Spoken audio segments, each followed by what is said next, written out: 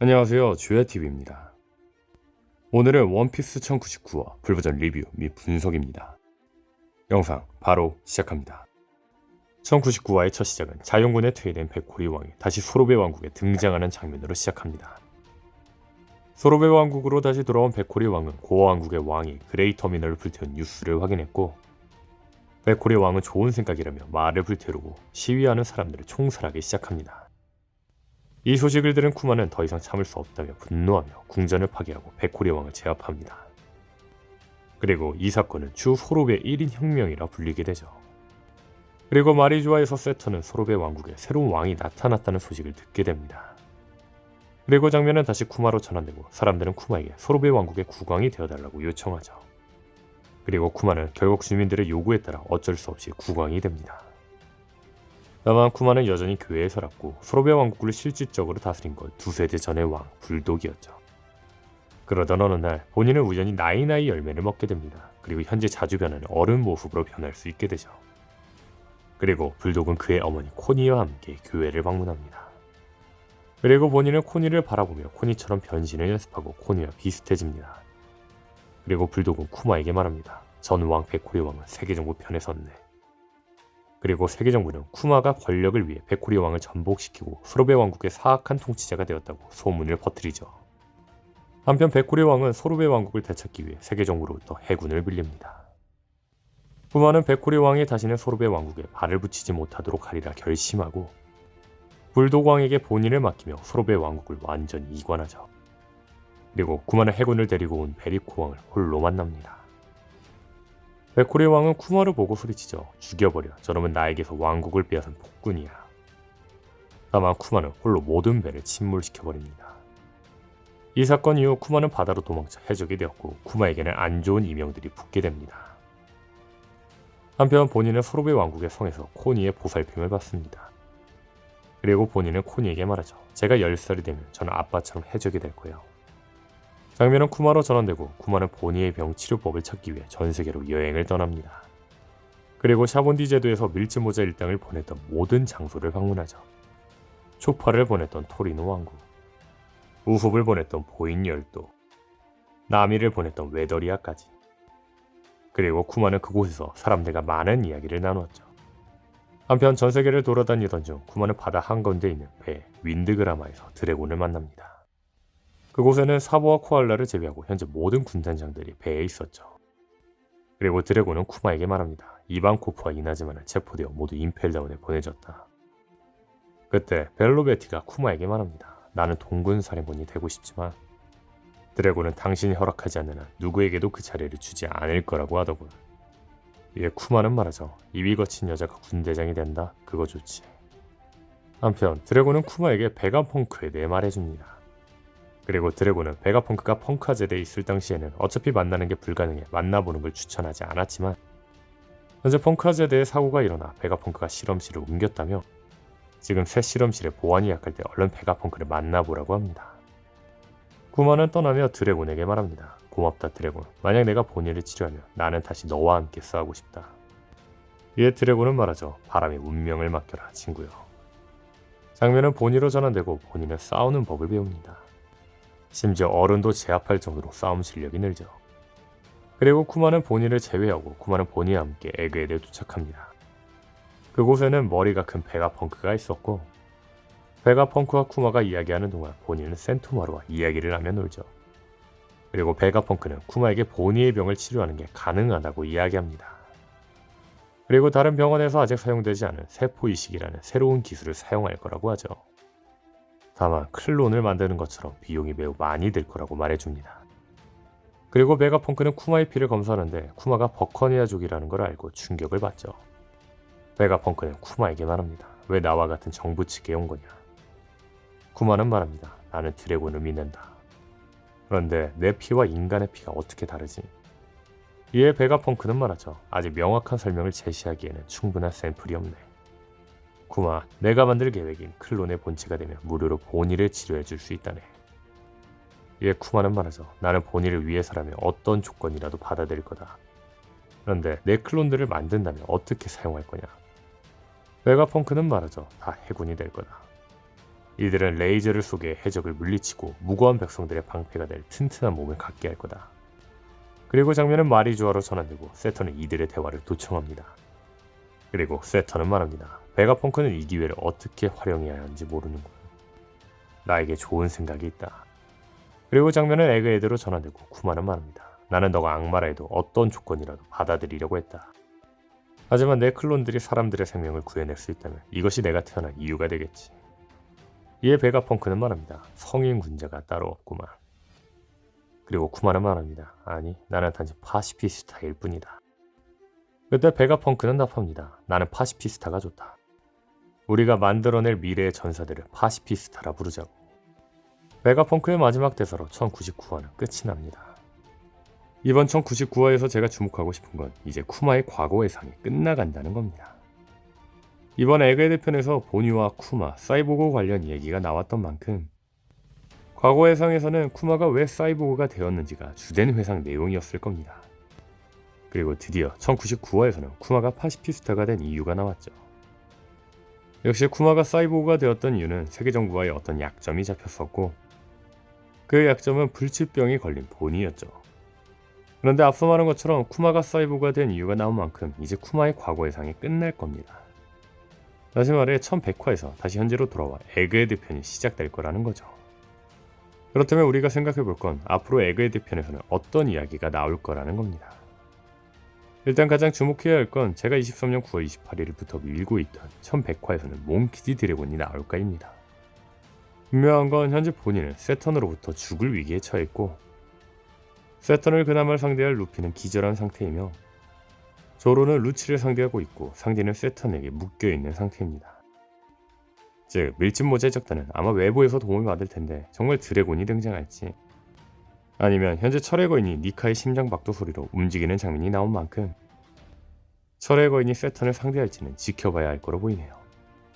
다만 제가 이번 영상에서 이야기하고 싶은 건 더 이후의 상황입니다. 이번 에그헤드 편에서는 중간중간 많은 이야기가 나왔습니다. 에그헤드 중간중간 키드 대 샹크스라든지 로우 대 티치라든지 검은 섬의 작단으로부터 코비를 구하려는 거퍼 소드의 이야기라든지 말이죠. 그리고 이 이야기들이 끝나고 에그헤드 편은 1089화부터 쿠마의 과거 이야기가 나오기 전 1095화까지 계속되었습니다.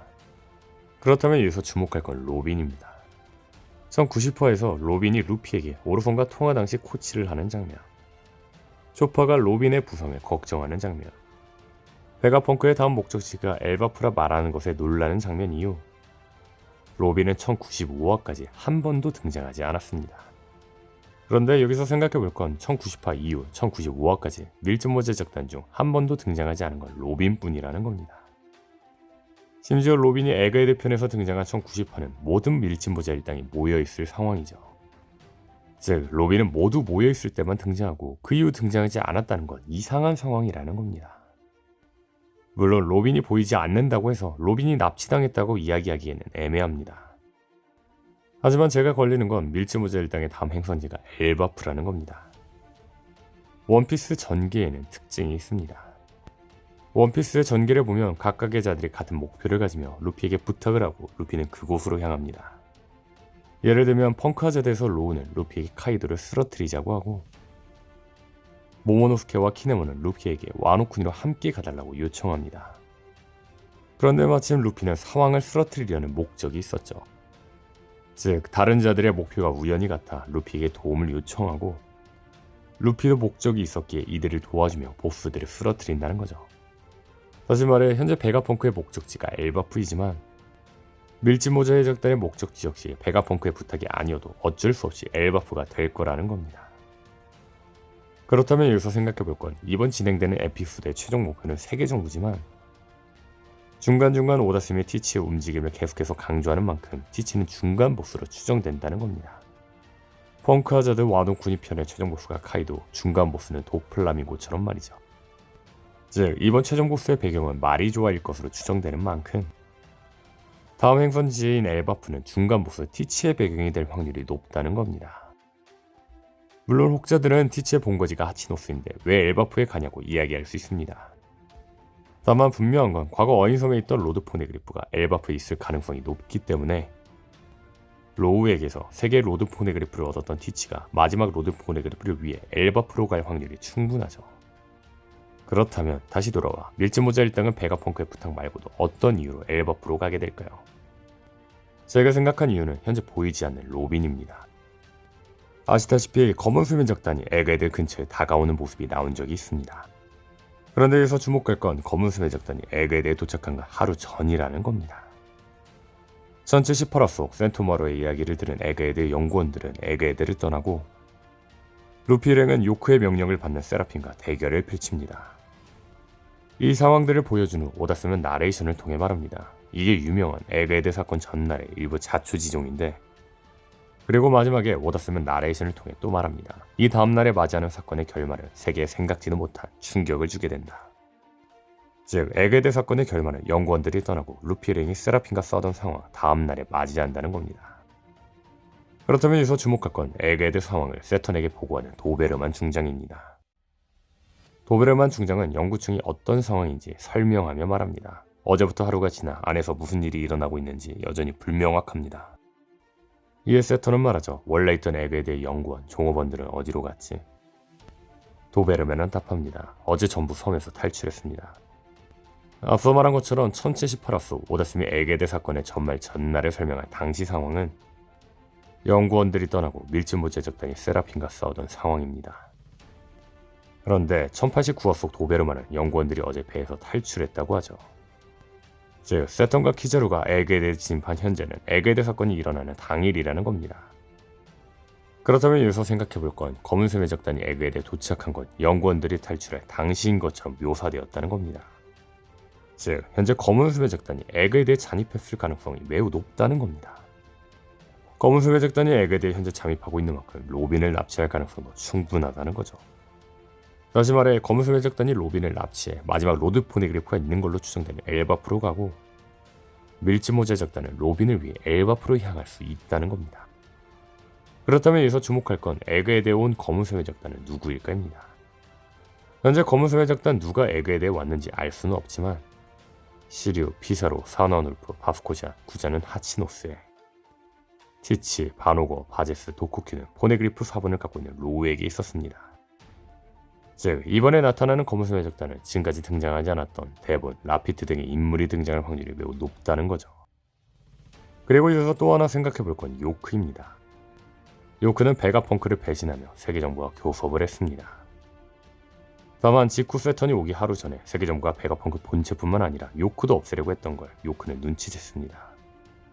하지만 요크는 작전이 있다며 자신만만해했죠. 그런데 마침 다음 장면에서 검은 쇠매 적단이 에그헤드에 오는 장면이 나온 만큼 요크는 검은 쇠매 적단과 거래를 했을 가능성이 충분합니다. 게다가 분명한 건 이번 1090화에서 요크는 에그헤드의 모든 것에 암호를 걸어놨다고 밝혀졌습니다. 다시 말해 누군가를 진입시킬 수 있는 건 요크밖에 없다는 거죠. 즉 요크가 잡히기 하루 전 요크는 걸어둔 암호를 해제해 검은 쇠매 적단을 에그헤드에 잠입시켰을 확률이 매우 높다는 겁니다. 다시 말해 요크의 연락을 받고 라피드 대본이 에그헤드에 몰래 진입했고 이 둘이 로빈을 납치할 확률이 높아졌다는 거죠. 그리고 밀짚모자 적단은 로빈을 구하기 위해 티치가 있을 거로 추정되는 엘바프로 갈 확률도 충분하다는 겁니다. 물론 검은 쇠매 적단이 로빈의 납치를 실패할 수도 있지만 제가 불안한 건 현재 에피소드는 티치에게 매우 유리하게 흘러가고 있다는 겁니다. 현재 티치는 원피스를 얻기 위해 움직이고 있는데 이 과정이 매우 성공적입니다. 구장과 바노고는 각성하며 포네그리프를 읽을 수 있는 푸딩을 납치하기 위해 토트랜드로 향했는데 마침 제르마 형제들을 구출하기 위해 또 다른 형제들이 와 이를 막기 위해 카타쿠리아 5분이 출동했기 때문에 구장과 바노고는 손쉽게 푸딩을 납치했습니다. 또한 티치는 카이도 빅맘이 쓰러진 것을 알게 되며 카이도와 빅맘의 로드 포네그리프를 얻을 계획을 세웠습니다. 그리고 이를 막기 위해 샹크스가 와노쿠니로 향했지만 티치는 샹크스의 계획과는 반대로 오히려 세 갈래로 찢어진 루피 로우 키드를 노렸습니다. 그런데 마침 선장과의 강화과는 별개로 가장 약체로 생각되는 해적단이 로우를 만났고 손쉽게 로우가 가지고 있던 로드 포네그리프를 손에 얻게 되었죠. 이처럼 오다스는 이번 에피소드의 중간 보스가 될 티치의 계획을 순조롭게 만들어주고 있습니다. 즉 에그헤드에 잔입한 검은 쇠매 적단의 계획도 순조롭게 진행될 확률이 높다는 겁니다. 게다가 마치 검은 쇠매 적단이 어떤 계획이 성공하라는 듯 에그헤드는 혼돈 그 자체입니다. 이 틈을 타 검은 소녀 작단이 무언가를 하는 게 매우 좋은 상황이라는 거죠. 물론 검은 소녀 작단이 노리는 건 로빈이 아닐 수도 있지만 무엇을 노리든 분명한 건 에그에 잠입한 검은 소녀 작단의 계획은 성공할 거라는 겁니다. 다만 정황상 검은 소녀 작단이 노리는 건 로빈일 확률이 제일 크겠죠. 오늘 영상은 여기까지입니다. 시청해주셔서 감사합니다.